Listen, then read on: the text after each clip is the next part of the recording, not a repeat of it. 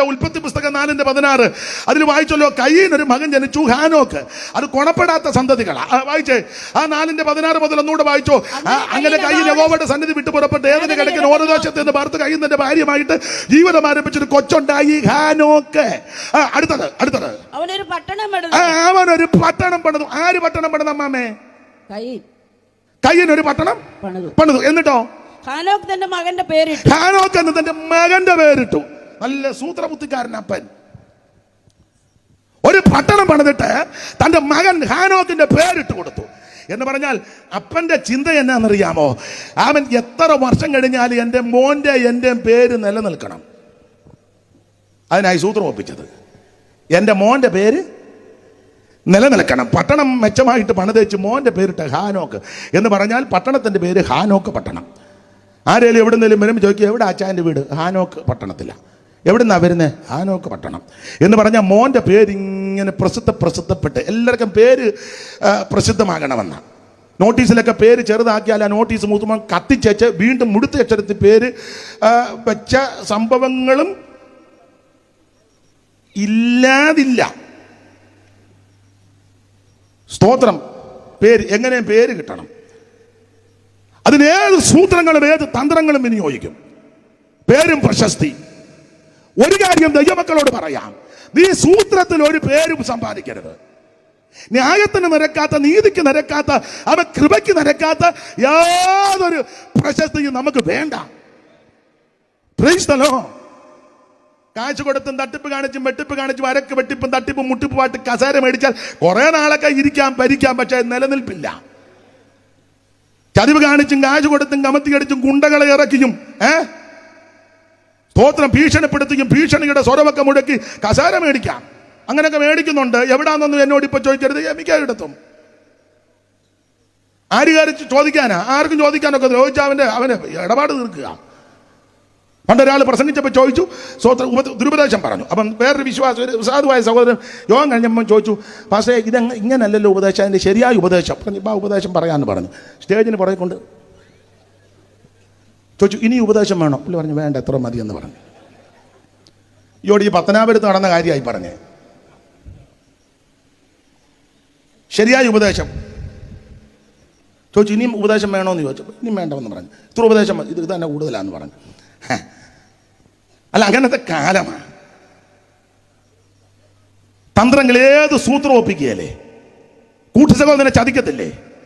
കൂട്ടുവിശ്വാസിയെ ഒറ്റിക്കൊടുക്കുകയല്ലേ? കൂട്ടുവേലക്കാരനെ തേജോവധം ചെയ്യത്തില്ലേ? എങ്ങനെ 10 പുത്തനുണ്ടാക്കണം, കാശ് മേടിക്കണം, കസേര കിട്ടണം. അങ്ങനെയൊക്കെ കിട്ടും. ഇരിക്കുകയും ചെയ്യാം. 2, 3, 4, 5 കൊല്ലമൊക്കെ ഭരിക്കാം. പക്ഷെ നിനക്കും ശുഭമാകുകയല്ല, നിന്റെ സന്തതിക്കും ശുഭം വരികയല്ല. നീതിക്ക് നിരക്കാത്തുവന്നും നിന്റെ കൂടാരത്തിൽ വരരുത്. ന്യായത്തിന് നിരക്കാത്തുവന്നും കയ്യിൽ വരരുത്. കൈ വെടിപ്പായിരിക്കണം. കൈ മലർത്തുമ്പോൾ വെടിപ്പായിരിക്കണം. വെടിപ്പുള്ള കൈയും നിർമ്മല ഹൃദയവും. ഇന്ന് രാത്രി ദൈവമക്കളോട് ദൂത് പറയാ, തണ്ടുവച്ച പടകും പ്രതാപമുള്ള കപ്പലും അങ്ങ് ചെല്ലത്തില്ല. നീ കൈ മലർത്തുമ്പോ കൈ വെടിപ്പായിരിക്കണം. കൈക്കൂലി വാങ്ങരുത്, ചതിക്കരുത്. സഹോദരങ്ങൾക്ക് കൊടുക്കാൻ ഓഹരിയുണ്ടെങ്കിൽ കൊടുക്കണം, അപകരിക്കരുത്. എടാ, അപ്പൻ ജാഗാറായി കിടന്നപ്പം ചേട്ടനെ അനിയനെ പെങ്ങളെ ഒന്നും അറിയിക്കാതെ പമ്മി ചെന്നേച്ച് അപ്പന്റെ തള്ളവരൽ കുറുക്ക് ഇങ്ങോട്ട് കൊടുത്ത് അപ്പൻ ചരിഞ്ഞപ്പം തള്ളവരൽ വെച്ച് അമുക്കി നീ 10 മൂടെ അടിച്ചു മാറ്റി നിന്റെ പള്ള അടിച്ചു തയ്യോ പൊളിക്കും. നീ വേഗത്തിൽ സഹോദരനോ സഹോദരിക്കോ കൊടുക്കാനുള്ളത് കൊടുത്തില്ലെങ്കിൽ ഇന്ന് ഞാൻ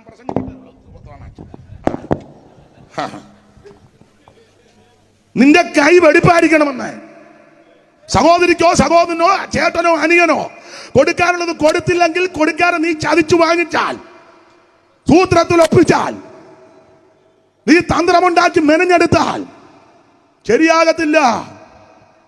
കൈവെടിപ്പായിരിക്കണം, കൈവെടിപ്പായിരിക്കണം. ചേട്ടന് കൊടുക്കാനുണ്ടെ കൊടുത്തോണം, അനിയന് കൊടുക്കാനുണ്ടെ കൊടുത്തോണം, പെങ്ങൾക്ക് കൊടുക്കാനുണ്ടെ കൊടുത്തോണം. അപകരിക്കരുത്, ചതിക്കരുത്, സൂത്രത്തിലെടുക്കരുത്. എന്നെ അന്തരീക്ഷത്തിനൊരു മങ്ങല് പോലെ. Praise the Lord. വെടിപ്പുള്ള കൈയും നിർമ്മല ഹൃദയവും. അതെ, ഞാൻ അധികം പറയുന്നില്ല. എനിക്ക് അവിടെയൊക്കെ നിന്ന് നല്ല പെരുക്കണമെന്നുണ്ട്. കൈവെടിപ്പായിരിക്കണമെന്ന്. എന്റെ കയ്യിൽ അകൃത്യം കരുതിയിരുന്നെങ്കിൽ കർത്താവ് എന്റെ പ്രാർത്ഥന കേൾക്കത്തില്ല. സ്തോത്രം. സൂത്രത്തിലൊന്നും മേടിക്കരുത്, ചതിക്കരുത്, വഞ്ചിക്കരുത്. ഇത് സൂത്രമാവിപ്പിച്ചത്.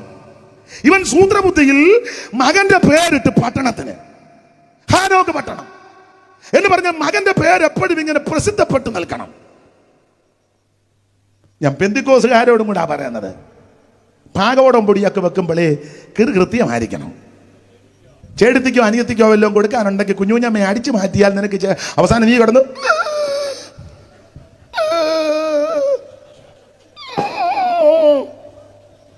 കണ്ടമാനം നീ വലിക്കും. അതുകൊണ്ട് ഈ മഹായോഗത്തിന്റെ ഒടുവിലത്തെ രാത്രി പറയാം, കൈവെടിപ്പായിരിക്കണം. ഇടപാടുകൾ വല്ലതും ഉണ്ട്, അതെല്ലാം കൊടുത്ത് തീർക്കണമെന്നാ നാടൻ ഭാഷ പച്ചയ്ക്ക് അങ്ങോട്ട് പറയുന്നത്. അല്ല നീ ഇവിടെ കിടന്ന് ഇങ്ങനെ, ഇവർക്കും ഇഷ്ടം, അവര് ചെറുക്കാൻ അവിടെ ഇങ്ങനെ വെച്ച് തരും. അതൊക്കെ നല്ലതാ. കൈവെടിപ്പായിരിക്കണം.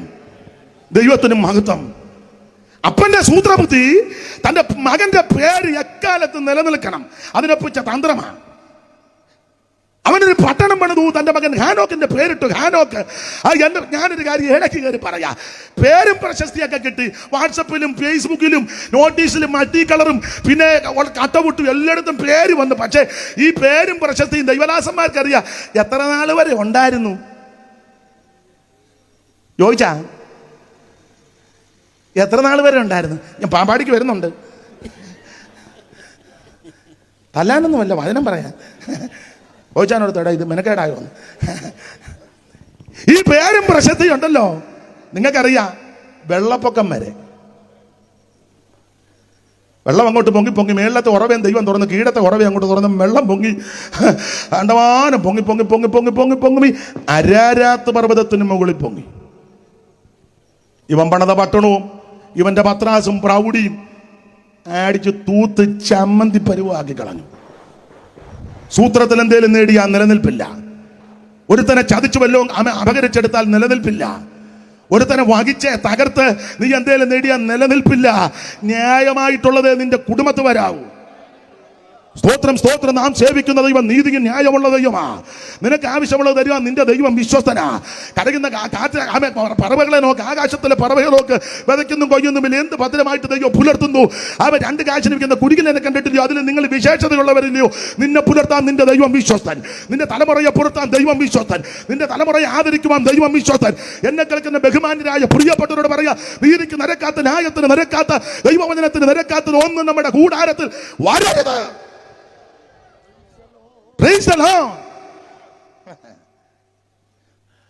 ഇവന് ഒരു തലമുറയുണ്ടായി, ഹാനോക്ക്. അവന്റെ മോന്റെ പേരിട്ടു.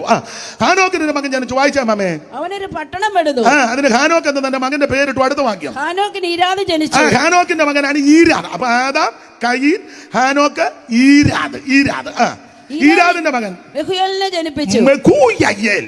ഈരാദിന്റെ മകന്റെ പേരാണ് മെഹൂയയേൽ. അടുത്തത് മെഹൂയയേൽ മെഥുശലേമിനെ ജനിപ്പിച്ചു. മെഹൂയയേൽ മെഥുശലേമിനെ ഒന്ന് നോക്കി വായിച്ചു. മെഥുശയേലിനെ.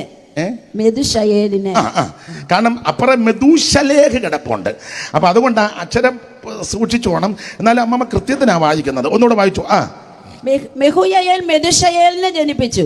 മെഹൂയയേൽ മെഥൂശലേഖിനെ ജനിപ്പിച്ചു. പിന്നെ മെഥുശയേൽ ലാമെക്കിനെ ജനിപ്പിച്ചു. അപ്പൊ ശ്രദ്ധിച്ചേ, ആദാമ്, കയീന്, ഹാനോക്ക്, ഈരാദ്, മെഹൂയയേൽ, മെഥൂശയേൽ, ലാമെക്ക്.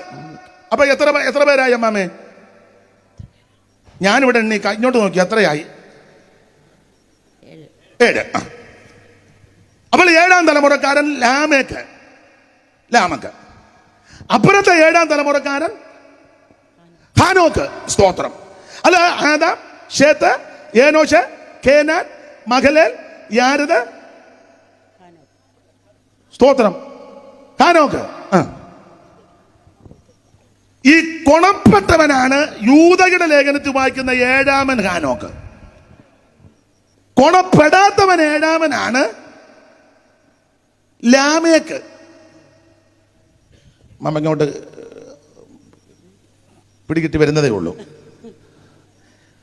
കൊണപ്പെട്ടവൻ 7ാമത്തവൻ ഹാനോക്ക്, ശേത്തിന്റെ വംശം. കൊണപ്പെടാത്തവൻ 7ാമൻ ലാമേക്ക്. അങ്ങനെ പഠിക്കണം. അപ്പൊ ഗുണപ്പെട്ടവൻ ഹാനോക്കും ഗുണപ്പെടാത്തവൻ ലാമക്കും. ഗുണപ്പെടാത്തവൻ ലാമേക്ക് ഗുണപ്പെട്ടവൻ, ഹാനോക്ക് ഗുണപ്പെട്ടവൻ, ഹാനോക്ക് ഗുണപ്പെടാത്തവൻ. ആ, ഇപ്പൊ അത്രയും തിട്ടമായല്ലോ. ഗുണപ്പെട്ടവൻ, നീ ചുമ്മാ ചിന്തിച്ചിരിക്കുന്നത്. ഗുണപ്പെട്ടവൻ, ഹാനോക്ക് ഗുണപ്പെടാത്തവൻ, ലാമേക്ക് നീ കൈ വെച്ചോണ്ടിരിക്കുന്നത് ചോദിക്കല്ലോ നടത്താൻ. ഗുണപ്പെട്ടവൻ, ആ കൊട്ടാനൊക്കെ കൂടാൻ നിൽക്കുന്നുണ്ട്, വചനമൊക്കെ ശ്രദ്ധിക്കണം. ഗുണപ്പെട്ടവൻ ഹാനോക്ക്, ഗുണപ്പെടാത്തവൻ ലാമേക്ക്. ആ, അങ്ങനെ ഒന്നോണം പിടിക്ക. നിങ്ങളൊരു കാര്യം ശ്രദ്ധിക്കണം, എല്ലാ കാലത്തും ഗുണപ്പെട്ടവനേക്കാളും കഴിവ് ഗുണപ്പെടാത്തവനാ. അതുകൊണ്ടാണല്ലോ കർത്താവും പറഞ്ഞത്, വെളിച്ച മക്കളേക്കാൾ ഈ ലോകത്തിന്റെ മക്കൾ തങ്ങളുടെ തലമുറയിൽ ബുദ്ധിയുള്ളവരാ. വെളിച്ച മക്കൾ, ദൈവമക്കൾ, വെളിച്ചം, സാക്ഷാൽ വെളിച്ചം യേശു ക്രിസ്തു, ദിവ്യ വെളിച്ചം, സാക്ഷാൽ വെളിച്ചം. ആ യേശുവിനെ അറിഞ്ഞിരിക്കുന്നവരാ വെളിച്ച മക്കൾ. ആ വെളിച്ച മക്കളേക്കാൾ ഈ ലോകത്തിന്റെ മക്കൾ എന്ന് പറഞ്ഞ രക്ഷിക്കപ്പെടാത്തവർ, യേശുവിനെ അറിയാത്തവർ, ദിവ്യ വെളിച്ചം അകത്ത് പ്രകാശം കിട്ടാത്തവർ, അതാണ് ഈ ലോകത്തിന്റെ മക്കൾ. അപ്പൊ കർത്താവ് തന്നെ തിരുവായി പറഞ്ഞത്, വെളിച്ച മക്കളേക്കാൾ ഈ ലോകത്തിന്റെ മക്കൾ തങ്ങളുടെ തലമുറയിൽ ബുദ്ധിയുള്ളവരാ. ഉദാഹരണം എപ്പോഴും പറയുന്നത് നിങ്ങൾക്കറിയാം, ഗുണപ്പെട്ടവനേക്കാളും കഴിവ് ഗുണപ്പെടാത്തവനാണ്. ഉദാഹരണം തെറ്റിദ്ധരിക്കരുത്. ഈ മാന്യ സഹോദരങ്ങൾ പാട്ട് പാടുന്നു, ഞാനും രണ്ട് ശീല് ഇടയ്ക്ക് പാടുന്നെന്ന് അവകാശപ്പെടുകയല്ല, പറയുക. കാരണം ശ്രുതി ഒന്നും വെക്കുന്നില്ലെന്ന് എനിക്കും അറിയാം. ഇന്നാളൊരു തള്ള ചോദിച്ചു, നിങ്ങൾ രണ്ടുകൂടെ കിടന്ന് കാറുന്നത് എന്തിനാന്ന്? പാടുന്നെന്നല്ല പറഞ്ഞേ, എന്തിനാ കിടന്ന് കാറുന്നേ? അതാ ഏതാണ്ട് ശരിയാ, പാടുന്നൊന്നും പറയുന്നില്ല. എന്തായാലും നമ്മൾ രക്ഷിക്കപ്പെട്ട ദൈവമക്കളാ. രക്ഷിക്കപ്പെട്ടല്ലേ മോനെ? അവരോ? മൈക്ക് ഓപ്പറേറ്റ് ചെയ്യുന്ന ആളും അല്ലേ? രക്ഷിക്കപ്പെട്ടോണം. 4 ദിവസം ഇവിടെ വന്ന് തിരിച്ചയച്ച അവതാരം നരകത്തിൽ പോകരുത്. യേശു മാത്രമാ രക്ഷകൻ. സ്തോത്രം. അത് പണങ്ങി പറയല്ല. ഇന്ന് രാത്രി യേശുവിനെ രക്ഷിതാവായി സ്വീകരിച്ചോണം. മറ്റൊരുത്തനും രക്ഷയില്ല. കാശൊക്കെ കറിയാച്ചൻ തരും, കാശ് മേടിച്ചോണ്ട് പോകുന്നതല്ല വിഷയം, രക്ഷിക്കപ്പെടുക എന്നുള്ളതാ വിഷയം. യേശു മാത്രമാ ദൈവം. നിങ്ങൾ രക്ഷിക്കപ്പെട്ടതല്ലേ?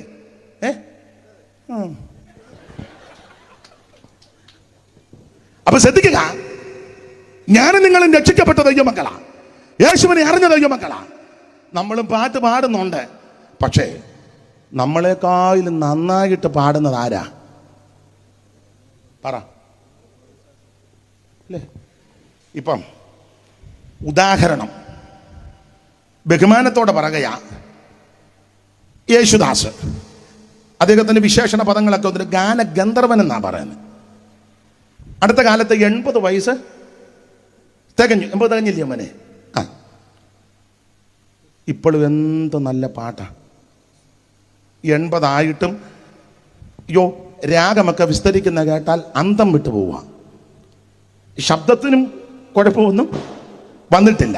പക്ഷേ ഈ വേദപുസ്തകത്തിൻ്റെ വെളിച്ചത്തിൽ അദ്ദേഹം രക്ഷിക്കപ്പെട്ട ആളല്ല. വേദപുസ്തകത്തിൻ്റെ വെളിച്ചത്തിൽ. പക്ഷേ എന്നേക്കാൾ നിങ്ങളെക്കാൾ 100 മടങ്ങ് കഴിവ് അദ്ദേഹത്തിനാണ്. അത് അഭിനന്ദിക്കണം. അല്ലാതെ കർത്താവ് പറഞ്ഞത്, വെളിച്ച മക്കളേക്കാൾ ഈ ലോകത്തിന്റെ മക്കൾ തങ്ങളുടെ തലമുറയിൽ ബുദ്ധിയുള്ളവർ. ഭയങ്കര ബുദ്ധിയാണ്. ഇന്ത്യയുടെ പ്രഥമ പൗരനിൽ ഒരാളായിരുന്നല്ലോ ബഹുമാനപ്പെട്ട മൺമറഞ്ഞ KR നാരായണൻ അവർകൾ. എന്തോ കഴിവായിരുന്നു, ഭയങ്കര കഴിവ്. ഉഴവൂരിൽ നിന്ന് നടന്ന CMS കോളേജ് വന്ന് പഠിച്ചത്. നമുക്ക് വണ്ടി 3 എണ്ണമുണ്ട്. കൊച്ചുങ്ങൾ എന്ത് ചെയ്താൽ വണ്ടിയിലും കയറുകയില്ല, പഠിക്കാനും പോവുകയല്ല. ഇതിലേ കയറുമ്പോൾ അവൻ അതിലേ കൂടെ ഇറങ്ങി അഞ്ഞിലുമുട്ടി പോയിരിക്കും. അദ്ദേഹം ആ കഴിവുള്ള ആള്, ഭയങ്കര കഴിവാണ്. അങ്ങനെ ഒത്തിരി. സർവേപ്പള്ളി രാധാകൃഷ്ണൻ, S രാധാകൃഷ്ണൻ, അദ്ദേഹത്തെ പറ്റി ഒരിക്കൽ കണ്ട് 28 ഡോക്ടറേറ്റ് ഉണ്ടായിരുന്നെന്ന്. ഞാൻ ഓർത്ത് നിങ്ങൾ ഞെട്ടുവായിരിക്കുമെന്ന്. 28 ഡോക്ടറേറ്റ് എന്ന് നിങ്ങളുടെ ഇരിപ്പ് കണ്ട് ഞങ്ങൾ ഇതിലും 58 പറഞ്ഞ് ഞാൻ ഞെട്ടുകയല്ല. പിന്നെ കാശ് കൊടുത്ത് മേടിച്ച ഡോക്ടറേറ്റ് ഒന്നും വല്ല, പഠിച്ചതാ. നമ്മുടെ ആൾക്കാർ നോട്ടീസിന്റെ മുന്നിൽ ഡോ വെക്കുന്നത് പുസ്തകക്രമം പോലും അറിയാമല്ല. പല ഡോയ്ക്കും നഹൂം വരുമ്പോൾ തെറ്റുക. ഡോ അവർ നന്നായിട്ട് അധ്വാനിച്ചതാണ്. നന്നായിട്ട് എസ് രാധാകൃഷ്ണൻ സർവേപ്പള്ളി. അപ്പോൾ നമ്മളെക്കാളും കഴിവ് അവർക്ക് തന്നെ. അങ്ങനെ യേശുവും പഠിപ്പിച്ചത്, വെളിച്ച മക്കളെക്കാൾ ഈ ലോകത്തിന്റെ മക്കൾ തങ്ങളുടെ തലമുറയിൽ ബുദ്ധിയുള്ളവരാ. തെളിവ് ഇനി എടുത്ത വാക്യത്തിൽ തെളിവ്. കൊണപ്പെട്ട ഹാനോക്ക്, ആ കൊണപ്പെട്ട ഹാനോക്കിന് എൻ്റെ ഭാഷയിൽ പറഞ്ഞാൽ, നിങ്ങൾ പുസ്തകം പഠിച്ചാൽ മതി, ഒരു ഭാര്യ. കൊണപ്പെടാത്ത ലാമേക്കിന് 2 ഭാര്യമാരെ എടുത്തു. അമ്മാമ്മ കൃത്യത്തിനാ വായിച്ചു തന്നെ. വായിച്ചോ. ലാമേക്ക് അങ്ങനെ വായിച്ചോ. ഏതായാലും വളരെ നന്നായി.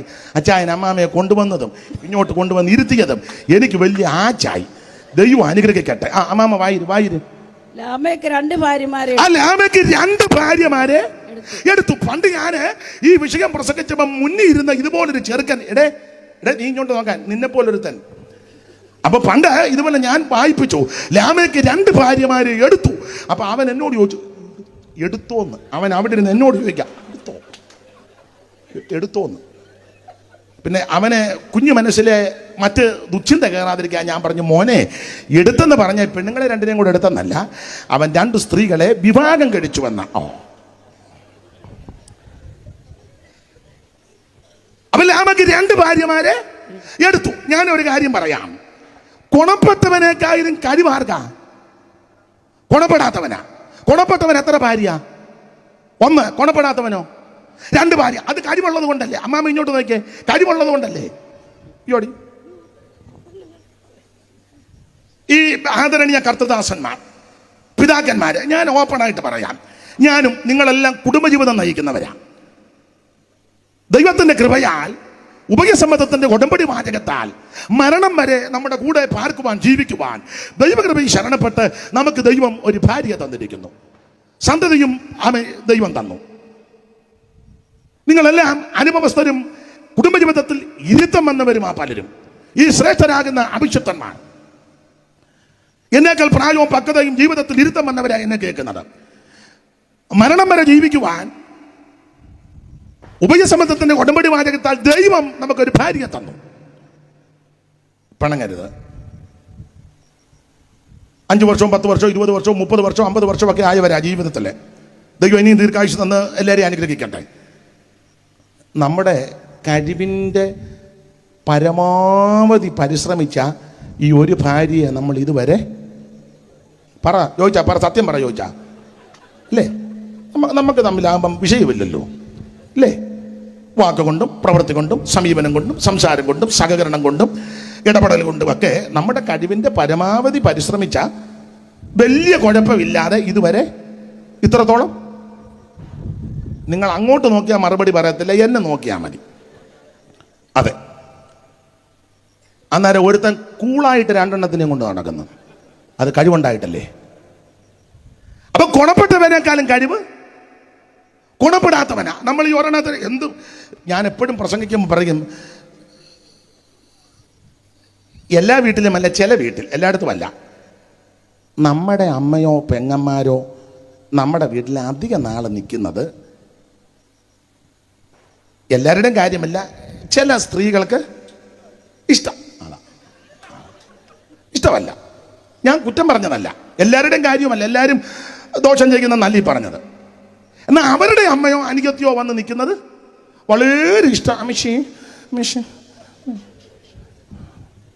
അമ്മച്ചിക്ക് ബോൺവിറ്റ വേണം, അമ്മച്ചിക്ക് നട്ട്സ്, അമ്മച്ചിക്ക് ജിലേബി. എല്ലാവരുടെയും കാര്യമല്ല. അപ്പൊ അവരുടെ അമ്മ വന്നാൽ നട്ട്സും ജിലേബി ഓട്സും ഹോർലിക്സും ചോദിച്ചാൽ പറഞ്ഞു ഇതെല്ലാം കൂടെ നമ്മൾ കൊടുക്കും. ഇഷ്ടമാണ്. നമ്മുടെ അമ്മച്ചി വന്നാലോ, കുഞ്ഞുഞ്ഞമ്മ ഓർലെസ് ഉണ്ട് വാട്ടകപ്പ് ഇരിപ്പുണ്ട്, കടിച്ചുണ്ടാക്കാനിരിക്കും. എല്ലാവരുടെയും കാര്യമല്ല. പുള്ളിക്കാരുടെ അമ്മയ്ക്ക് നട്ട്സ്, നമ്മുടെ അമ്മയ്ക്ക് പൊരിക്കടല. അത് മോശമല്ല. അപ്പൊ അപ്പൊ ശ്രദ്ധിക്കേണ്ട വിഷയം ഉദാഹരണം പറ ഉടക്കാനല്ല, ഉദാഹരണമാണ്. എല്ലാവരുമല്ല, ബഹുമാന്യരായ അനേക സ്ത്രീകളുണ്ട്. അമ്മായിയമ്മയും സ്വന്തം അമ്മയും രണ്ടമ്മമാരെയും നന്നായി നോക്കുന്ന ശുശ്രൂഷിക്കുന്ന അനേക മാന്യ വനിതകളുണ്ട്. ബഹുമാനം അർഹിക്കുന്ന അനേക ദൈവദാസിമാരുണ്ട്. അവരെ ഓർത്ത് ദൈവത്തെ സ്തുതിക്കുന്നു. ദൈവം നിങ്ങളെ അനുഗ്രഹിക്കട്ടെ. പരിവക്കേടുള്ളത് കൊണ്ട്. അപ്പൊ എന്തായാലും അടുപ്പിച്ച് വന്ന് നിന്നാൽ ചിലർക്ക് ഇഷ്ടമല്ല. നമ്മൾ ജോലി കഴിഞ്ഞ് വരുമ്പോൾ, അല്ലെ ബിസിനസ്സോ ജോലിയോ എന്തെങ്കിലും ആയിക്കോട്ടെ കഴിഞ്ഞ് വരുമ്പം അമ്മ വന്നിട്ട് 2 ആഴ്ചയായി. അപ്പം വന്ന് കഴിയുമ്പം നമ്മൾ വണ്ടി വന്ന് നിർത്തി, അല്ലെ സൈക്കിളെ വന്നല്ലേ ബസ് നടന്ന് ബസ്സേ കയറി നടന്നു വന്നോണ്ട് ഭാര്യ പറഞ്ഞ അപ്പം അമ്മ സെറ്റിയിലിരിക്കുക. ഇത് കണ്ടോണ്ട് നമ്മളെ അകത്തോട്ട് വിളിച്ചു. ഉദാഹരണമാകട്ടോ, അകത്തോട്ട് വിളിച്ചു. കഥക്ക് ചാരി, നിങ്ങളോട് ഞാൻ നേരത്തെ പറഞ്ഞിട്ടുണ്ട് തള്ള കൂടെ ഇവിടെ നിർത്തരുതെന്ന്. ഞാൻ കഴിഞ്ഞ പ്രാവശ്യം വന്നപ്പോൾ ഞാൻ മര്യാദയ്ക്ക് ഇടപെട്ടുകൊണ്ട് ആ തള്ള പിന്നെയും കൂടും പിടിച്ചോണ്ട് ഇങ്ങോട്ട് കണ്ടത്. ഇന്ന് രാത്രി ഇവിടുന്ന് എൻ്റെ താന് ഉണ്ട് നമ്മുടെ സൂസമ്മ ഉണ്ടാതിരിക്കുക. അമ്മ കേക്കട്ടെ കേക്ക് ഇനി വെളിയിലോട്ടിറങ്ങി കേക്കാം. എടി എന്നെ 10 മാസം നൊന്ത് വേദനിച്ച് നിങ്ങൾ 10 ആരെയാ പിന്നെ 7 മാസമായിട്ട് പ്രസവിച്ചത്? എന്നെയും 10 മാസമായി എൻ്റെ അമ്മ. തള്ളേനെ വീട് നിങ്ങളുടെ അനിയനല്ലേ ബേബി, അവൻ്റെ വീട്ടോട്ട് പോകാൻ പറ. പിന്നെ തള്ളി ഇങ്ങോട്ട് എല്ലാ ആഴ്ചയിലും വരുന്നേ. പിന്നെ അമ്മ കേൾക്കരുത്, കേട്ടാൽ നമുക്കും പ്രയാസമാണ്. നമ്മളുടനെ അമ്മ കേൾക്കാതെ മിണ്ടാതിരി. ഞാൻ മിണ്ടാതിരിക്കും. ഞാനത് ന്യൂട്രൽ അമ്മേനെ വിടാം ബേബിയുടെ അവിടെ മിണ്ടാതിരിക്കും. സാരി മേടിച്ചു തരാം. പിന്നെ സാരി കീരി ഒരു തരത്തിൽ നമ്മൾ ഇവിടെ പറഞ്ഞ് ഐസ്ക്രീം തരാം. ഐസ്ക്രീം വാനില്ല. അപ്പം നമ്മുടെ കഴിവിൻ്റെ അമ്മ കേൾക്കരുത്. ഇവള് മരണം വരെ കൂടെ നിൽക്കേണ്ടതാ. നമ്മൾ കിടന്ന് എന്ത് നിങ്ങളൊന്ന് സന്തോഷത്തോടിരിക്കും. അങ്ങനെ മനോവേദന എടുത്ത. അപ്പം നമ്മളവളെ ശാന്തമാക്കി. നീ എവിടേക്ക്? ഞാൻ അമ്മേനെ അവളെ അവിടെ എടുത്ത് വെച്ച് നമ്മൾ മനോവേദനയുണ്ട്. എന്നാൽ നമ്മൾ ഇറങ്ങി വരുമ്പോൾ അമ്മ ചോദിക്കുന്നു, എന്തുവാടാ ജോയിക്കുട്ടി? അവൾ വിളിച്ചോണ്ട് അകത്തോട്ട് പോയിട്ട് കുറേ നേരം ആയാലും നിങ്ങൾ കുച്ചിച്ചാന്ന് വരുന്നു. അമ്മ അത് പ്രാർത്ഥനയ്ക്ക് ബണ്ണ് വേണോ പൊറോട്ട വേണോ എന്ന് അവൾ ചോദിക്കുകയായിരുന്നു. ബണ്ണാടാൻ നല്ലത്. അവളും അതാ പറഞ്ഞ. അവൾ ബണ്ണാന്നോ പറഞ്ഞേ? അവൾ പറഞ്ഞത് അമ്മയോട് പറഞ്ഞാലോ? ഇതിനിടയ്ക്ക് നിൽക്കുന്നു തീ തിന്നുന്ന. നിങ്ങളൊരു സ്തോത്രം പറ. നിങ്ങൾക്ക് ഗുണം വരുന്ന കാര്യമാണ്. ആ തള്ളയും വന്ന് ഇരിപ്പോണ്ട് അവൾ ഇന്ന് രാത്രി ഗുണപ്പെട്ടിട്ട് നിങ്ങൾക്ക് ഗുണം വരുമെന്ന്. ബേബി നീ സ്തോത്രം പറ. കുറേ നാൾ കൊണ്ട് നീ അനുഭവിക്കുന്ന മനോവേദനയാണ് ഞാനീ പറഞ്ഞു തരുന്നത്. ഇന്ന് രാത്രിയെങ്കിലും ഗുണമാകട്ടെ. അതിനാ. അപ്പൊ എന്ത് പരിശ്രമിച്ചാ നമ്മൾ ഒതുക്കിയത് അല്ലേ? എല്ലാവരുടെയും കാര്യമല്ല, മിക്ക ഇടങ്ങളിലും ഇങ്ങനെയൊക്കെ തന്നെ. അതുകൊണ്ട് ഉദാഹരണം പറഞ്ഞതാ, ഗുണപ്പെട്ടവനേക്കായാലും കഴിവ് ഗുണപ്പെടാത്തവനാ. അപ്പോൾ ഗുണപ്പെട്ടവൻ ഏഴാമൻ ഹാനോക്ക്, ഗുണപ്പെടാത്ത ഏഴാമൻ ലാമക്ക്. ഗുണപ്പെട്ടവനേക്കാളും കഴിവ് ഗുണപ്പെടാത്തവനാ. അപ്പോൾ നമ്മുടെ വിഷയത്തിൽ വരാം, ഗുണപ്പെട്ട ഏഴാമനാകുന്ന ഹാനോക്ക് പ്രവചിച്ചെന്നാണ് യൂദ രേഖപ്പെടുത്തിയിരിക്കുന്നത്. എന്താണ് പ്രവചിച്ചത്? വായിക്കാം 14-15 വാക്യം. യൂദ മൈക്ക് ഓൺ ചെയ്ത് കൊടുക്കുമനെ. ആദാം മുതൽ ഏഴാമനായ ഹാനോക്ക് ഇവരെ കുറിച്ച് ഇതാ കർത്താവ് എല്ലാവരെയും വിധിപ്പാനും അവർ അഭക്തിയോടെ ചെയ്ത ഭക്തിവിരുദ്ധമായ സകല പ്രവർത്തികളും ഭക്തിയുടെ പാപികൾ തന്റെ നേരെ പറഞ്ഞ സകല നിഷ്ഠൂരങ്ങളും നിമിത്തം ഭക്തി കെട്ടവരെയൊക്കെയും ബോധം വരുത്തുവാൻ 1000 വിശുദ്ധന്മാരോട് ഇവിടെ വന്നിരിക്കുന്നു എന്ന് പ്രവചിച്ചു. ശ്രദ്ധിക്കുക, ഹാനോക്ക് പ്രവചിച്ചെന്ന യൂദ രേഖപ്പെടുത്തിയിരിക്കുന്നത്. എന്താണ് ഹാനോക്ക് പ്രവചിച്ചത്? ഒറ്റ വാക്ക് പറയാം, ഹാനോക്ക് പ്രവചിച്ചത് 1000 വിശുദ്ധന്മാരുമായി നമ്മുടെ കർത്താവ് വീണ്ടും വരുന്നു. അല്ല, നമ്മുടെ പ്രത്യാശ യേശു വീണ്ടും വരും. തനിക്കായി കാത്തുനിൽക്കുന്ന വിശുദ്ധന്മാരുടെ രക്ഷയ്ക്ക് അവിടുന്ന് പാപം കൂടാതെ രണ്ടാമത് പ്രത്യക്ഷപ്പെടും. ചിലർ താമസമെന്ന് വിചാരിക്കുന്നത് പോലെ കർത്താവ് തന്റെ വാഗ്ദത്തം നിവർത്തിപ്പാൻ താമസിക്കുന്നില്ല. യേശു വീണ്ടും വരും.